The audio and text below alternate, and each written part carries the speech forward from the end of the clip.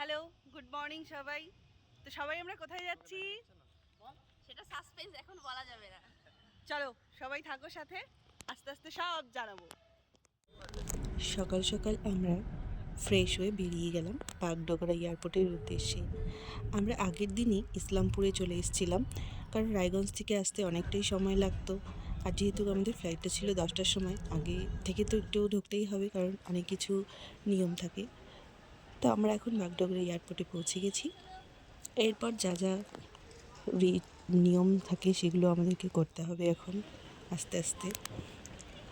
এই যে এখন আমরা প্রবেশ করলাম ভেতরে, আমাদের চেকিং সব কমপ্লিট হওয়ার পর এবার আমরা যাচ্ছি ফ্লাইটের উদ্দেশ্যে। আর এখানে হচ্ছে ভিডিও আর ফটো করা নিষেধ ছিল, তার জন্য আমরা সেরকমভাবে ভিডিও ফটো কিছুই নিইনি, আমরা উঠে গিয়েছিলাম। আমরা এখান থেকে যাব দিল্লি এয়ারপোর্ট, তারপর ওখান থেকে আমাদের মেন যেখানে যাব সেখানে পৌঁছে যাব। ওখান থেকে আমাদেরকে আবার ফ্লাইট চেঞ্জ করতে হবে।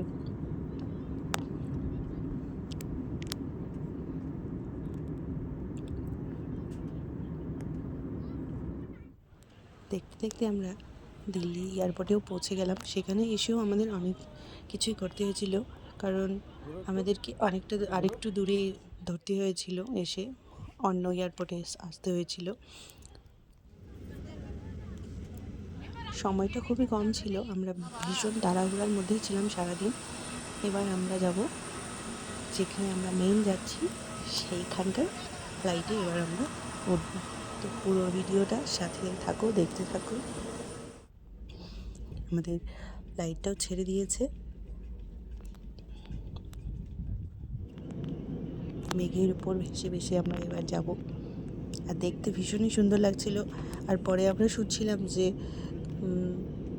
আমরা সেখানে গিয়েও মানে ভিডিও করা যাবে না, ওখান থেকে ফ্লাইট থেকেও।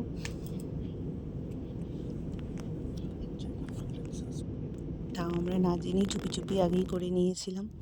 যখন জানতে পেরেছিলাম তখন আমরা আর করিনি। যাই হোক, না জেনে করাটা একটা ব্যাপার, আর জেনে করাটা ঠিক না, তাই আমরা আর করিনি। যাই হোক, আমি লাইফে ফার্স্ট ফ্লাইটে উঠলাম। তো প্রথমে একটু ভীষণই ভয় করছিল, পরে দেখলাম না ঠিকঠাকই আছে। আর প্রথম তো একটু সব কিছুতেই ভয় লাগে, বাট এমনি সব কিছু ঠিকঠাকই ছিল।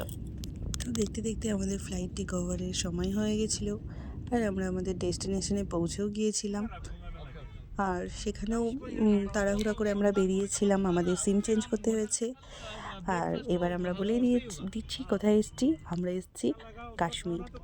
তো পুরো ভিডিওটা দেখো, আরও নতুন ভিডিও আসবে। Thanks for watching my video, by.